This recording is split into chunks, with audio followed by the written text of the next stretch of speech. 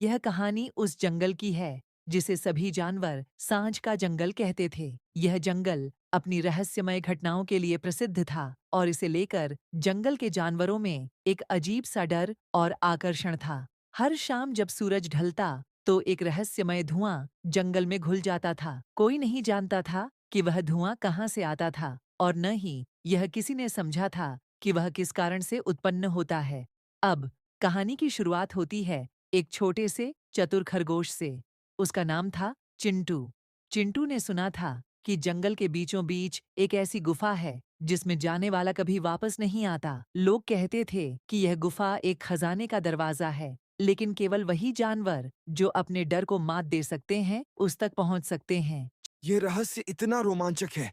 अगर मैं उस गुफा तक पहुंच गया, तो जंगल के सबसे बुद्धिमान और बहादुर खरगोश का नाम लिया जाएगा। मुझे यह करना ही होगा। चिंटू की बातों से कुछ और जानवर प्रभावित हुए और उनमें से एक था बंदर टिंकू। टिंकू हमेशा से कुछ अलग करने का शौकीन था। वह चिंटू के साथ गुफा तक जाने के लिए तैयार हो गया। दोनों ने मिलकर रात का समय चुना क्योंकि जंगल में रात के अंधेरे में ही वह गुफा दिखती थी। जब वे गुफा के पास पहुंचे तो वहां एक अजीब सी ठंडक महसूस हो रही थी। गुफा का मुंह बिल्कुल सील था, जैसे यह किसी रहस्य को छुपाए हुए हो। दोनों ने एक दूसरे को देखा और गुफा में घुसने का साहस जुटाया। जैसे ही वे गुफा में दाखिल हुए, हवा में एक अजीब सी गूंज सुनाई दी, जैसे कोई आवाज दूर से आ रही हो। गुफा के अंदर घुसते ही उनके सामने एक भूतिया दरवाजा नजर आया। टिंकू ने कहा। ये दरवाजा तो बिल्कुल नया नहीं लगता, लेकिन यह खुला क्यों है? चिंटू ने उसे जवाब दिया। कोई भी जानवर यहाँ से नहीं लौट पाया। इसका मतलब इस दरवाजे के पीछे कुछ तो है। बिना किसी डर के दोनों ने दरवाजे को खींचा और देखा कि यह एक घने अंधेरे में खुल रहा था। अचानक दरवाजे के भीतर से एक गहरी आवाज आई। जो भी अंदर जाएगा, वह रहस्य का हिस्सा बन जाएगा।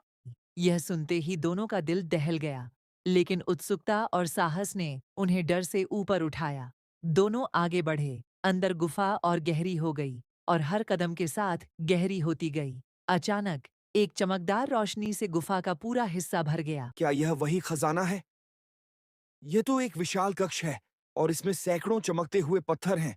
लेकिन एक बात अजीब है, ये पत्थर रत्न नहीं, बल्कि कहीं से आवाजें आ रही हैं। चिंटू और टिंकू ने ध्यान से सुना। वे महसूस कर सकते थे कि रत्नों की चमक से बाहर एक छायांकित आकृति घूम रही थी। यह कोई साधारण जानवर नहीं था। एक अचानक रहस्यमय आवाज ने कहा। तुम दोनों यहाँ क्यों आए हो? चिंटू ने हिम्मत करके पूछा। तुम कौन हो? तभी एक विशाल धुआंधार आकृति सामने आई। वह कोई और नहीं बल्कि जंगल का पुराना शेर था जो वर्षों से गुफा में बंद था। उसकी आंखों में रहस्य और गुस्सा था। तुम लोग मुझे क्यों परेशान कर रहे हो? तुम नहीं जानते कि इस गुफा में जो भी आता है, वह जिंदा वापस नहीं लौटता। मैं खुद एक समय में जंगल का राजा था, लेकिन इस गुफा ने मुझे बंदी बना लिया। अब तुम्हारी बारी है।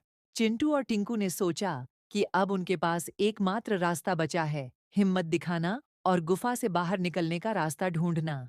वे बहुत तेजी से दौड़े और गुफा के अंधेरे से बाहर निकलने में सफल हो गए। जब वे बाहर आए तो देखा कि धुआं धीरे धीरे गायब हो रहा था और जंगल फिर से शांत हो गया था।